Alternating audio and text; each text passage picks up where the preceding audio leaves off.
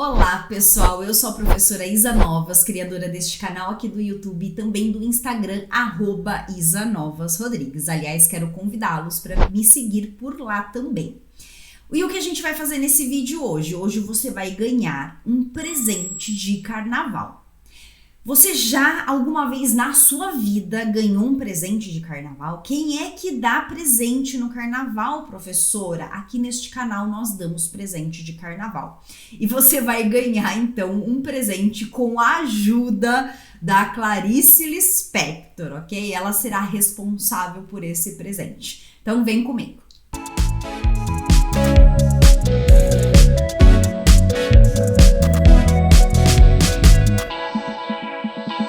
Já que estamos chegando nesse período tão festivo aqui no Brasil, então nós vamos aproveitar este momento para apreciar um conto da Clarice Lispector com essa temática. Esse conto faz parte do livro Felicidade Clandestina, o título dele é Restos do Carnaval. Então eu vou começar o vídeo fazendo a leitura integral desse conto para vocês, que aliás é um conto bem curtinho, tá bom? E na sequência eu vou comentar possíveis reflexões a partir deste conto. Então vamos começar, eu quero que você se ajeite, você pode até fechar os olhos se preferir, tá bom? Agora é momento de acompanhar e apreciar esse conto incrível da Clarice Lispector. Então vamos lá. Restos do Carnaval, Clarice Lispector.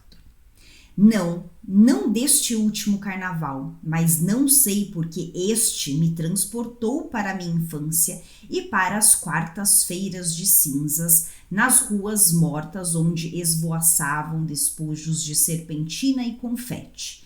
Uma ou outra beata com um véu cobrindo a cabeça e a igreja atravessando a rua, tão extremamente vazia que se segue ao carnaval até que viesse o outro ano.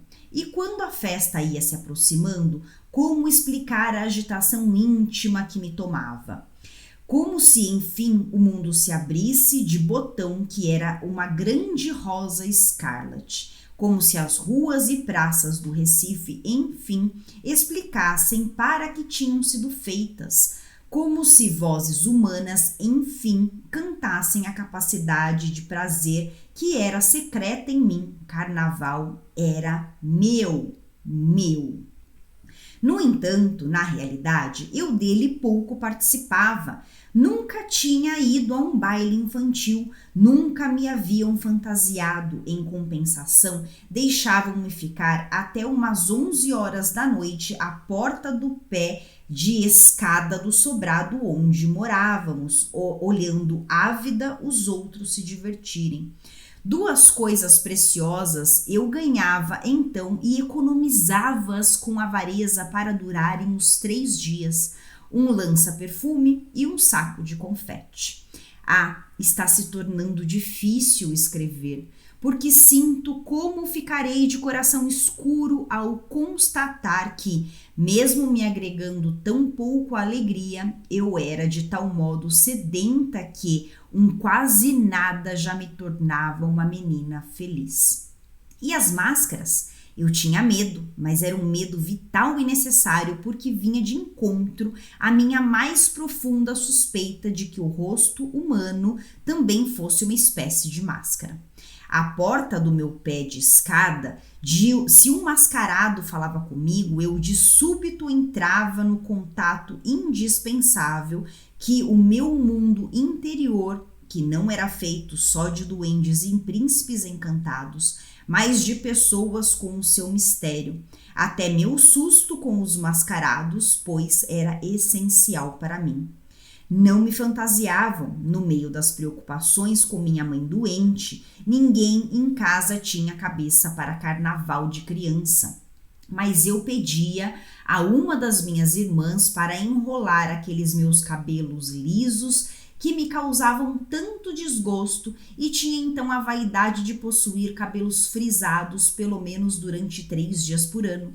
Nesses 3 dias ainda, minha irmã acedia ao meu sonho intenso de ser uma moça. Eu mal podia esperar pela saída de uma infância vulnerável e pintava minha boca de batom bem forte, passando também ruge nas minhas faces. Então eu me sentia bonita e feminina, eu escapava da meninice.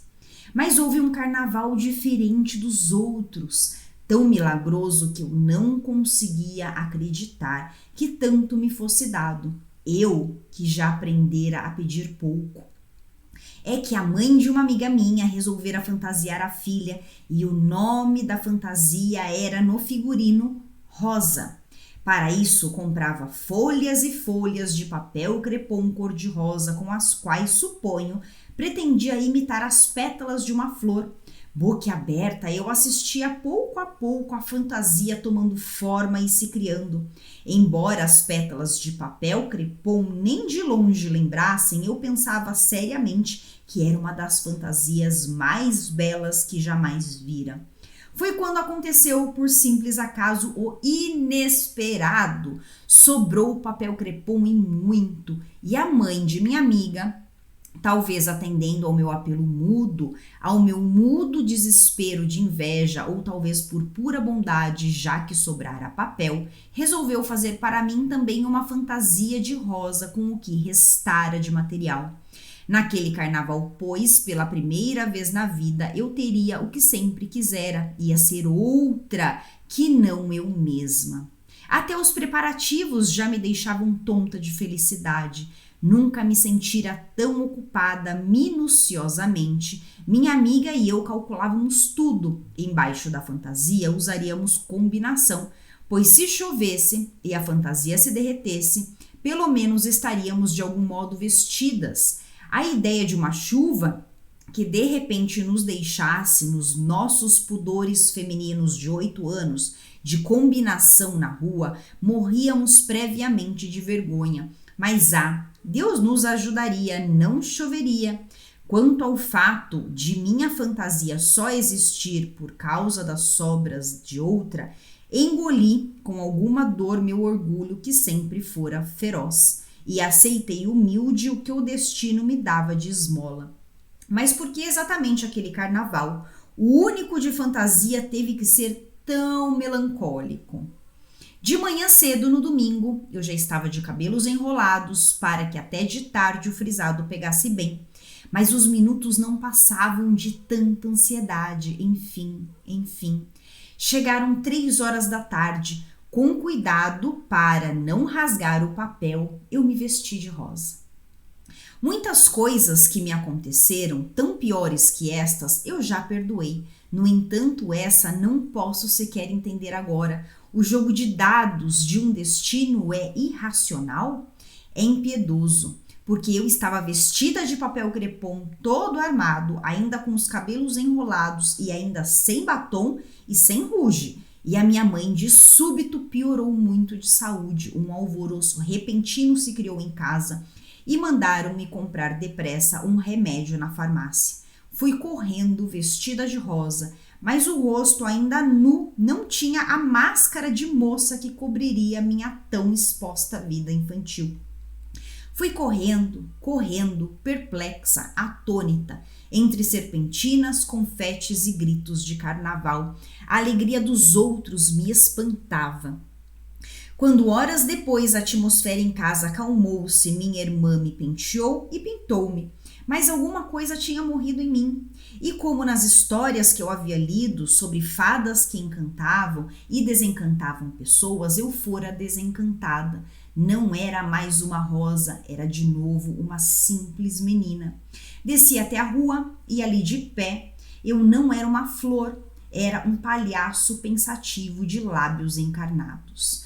Na minha fome de sentir êxtase, às vezes começava a ficar alegre, mas com remorso lembrava-me do estado grave de minha mãe e de novo eu morria. Só horas depois é que veio a salvação. E se depressa agarrei-me a ela é porque tanto precisava me salvar. Um menino de 12 anos, o que para mim significava um rapaz. Esse menino muito bonito parou diante de mim e numa mistura de carinho, grossura, brincadeiro e sensualidade, cobriu meus cabelos já lisos de confete. Por um instante ficamos nos defrontando, sorrindo, sem falar.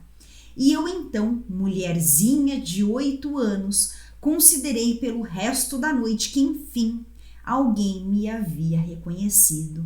Eu era, sim, uma rosa. E terminamos a leitura do conto. Agora eu vou fazer algumas colocações de possíveis análises, né, possíveis reflexões que nós podemos, né, possíveis ensinamentos que nós podemos absorver deste conto. É claro que uma obra literária, ela é aberta para que você também faça as suas reflexões, tá bom? Então vamos lá, a gente começa então um conto, lá no início tem uma narradora que se apresenta, né?